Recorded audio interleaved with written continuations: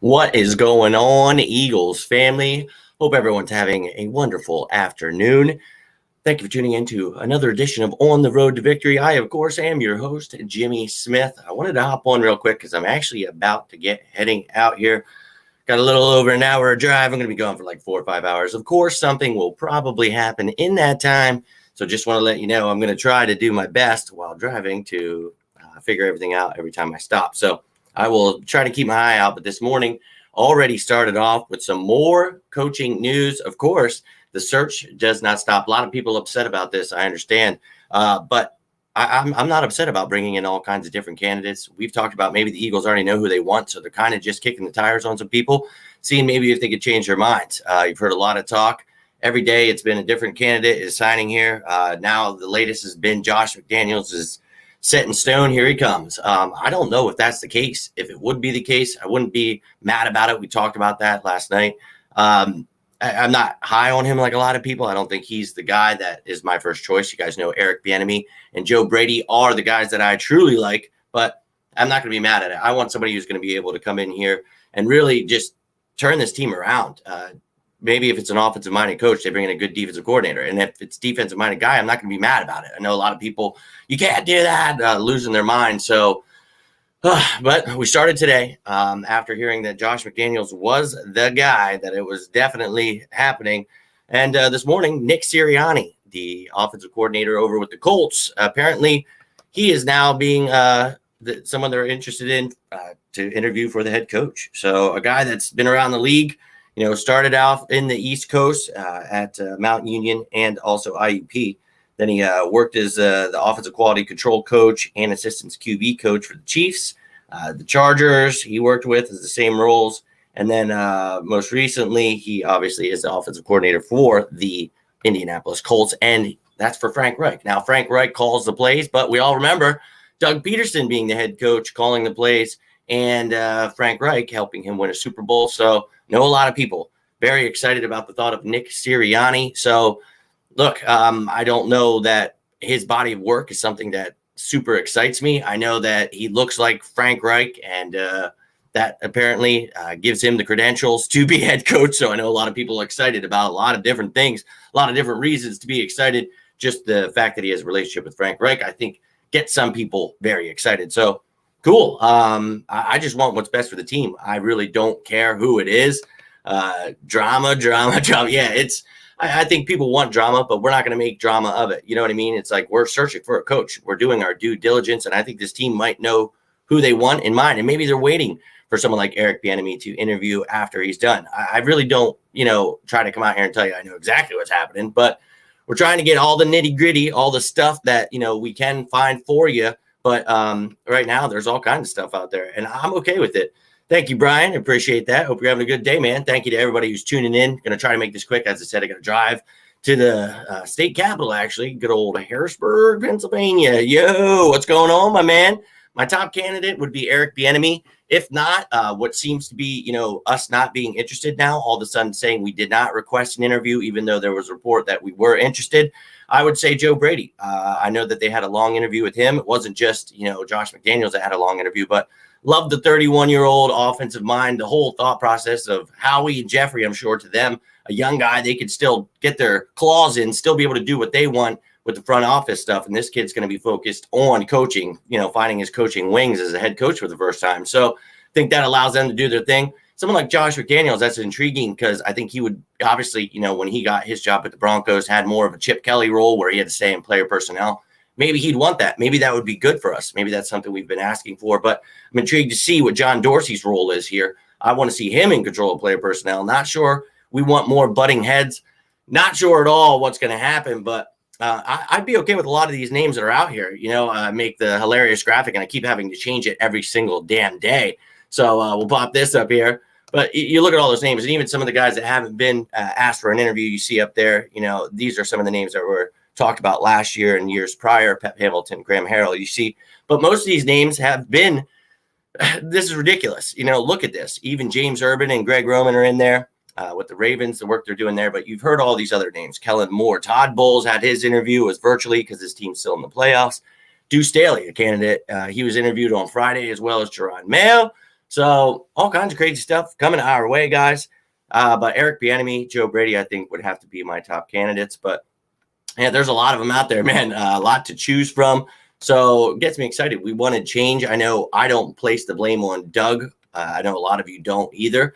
And I know we see bigger problems, but somebody had to go. There was a disconnect. And what have I been saying for months? Howie has not been going anywhere for a long time because Jeffrey loves him. So we unfortunately have to deal with what we got here. And yeah, so now we're just trying to find a new coach, and I'm okay with it. We got the change.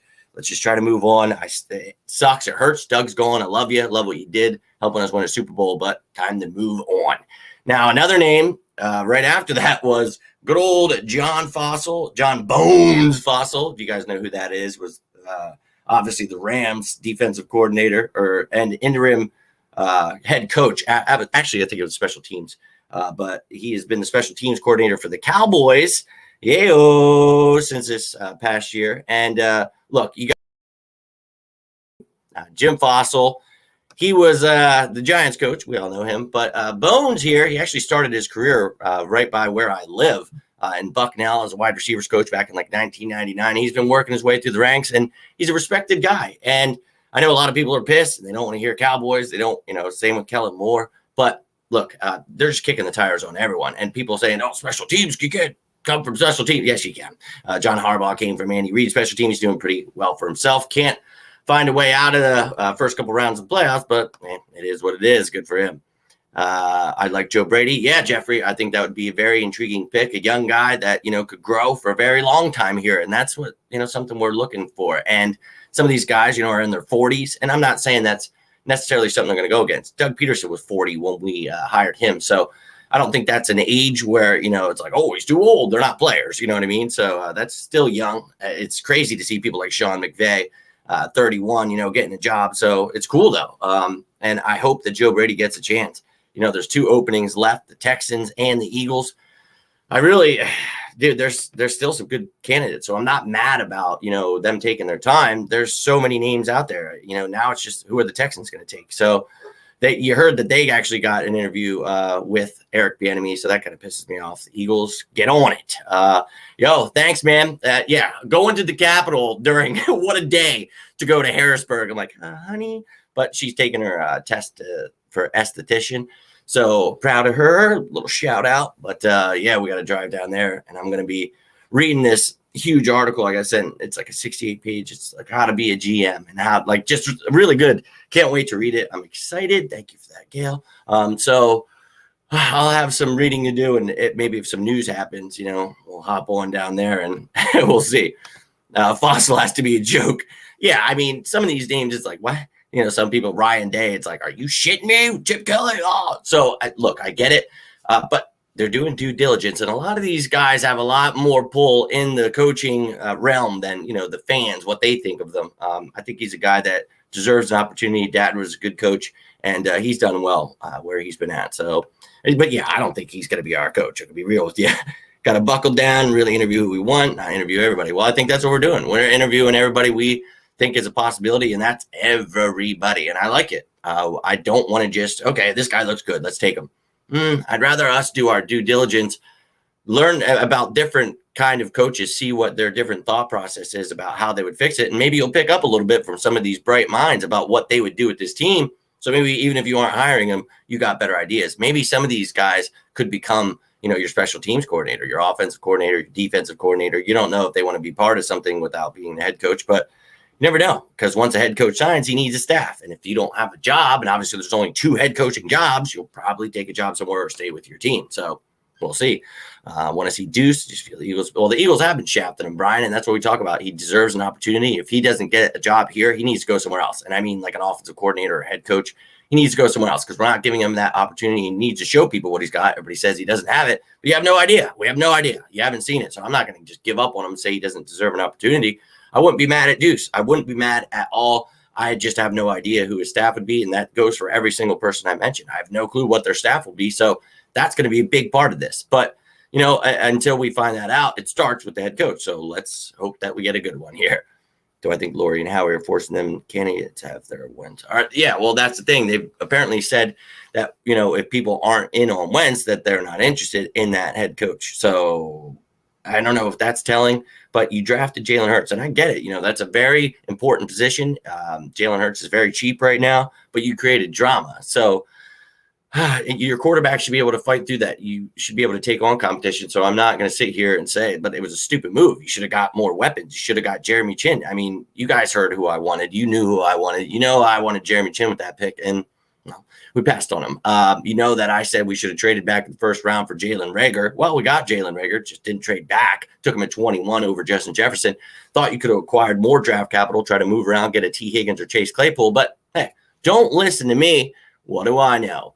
But yeah, I don't know, man. If that's what they're doing, I'll be intrigued to see if it's Carson Wentz. And look, like I just said, I think maybe a lot of these coaches, they want to see what their idea is, what they would do here with the quarterback situation at hand. So yeah, you're getting it from everybody, and there's no rush, guys. They said that they were going to take their time with this. So I mean, it's no surprise to me. They really are pulling out all the names. You saw the damn graphic. Holy hell. Yeah, that's a lot of people. So it's going to be intriguing.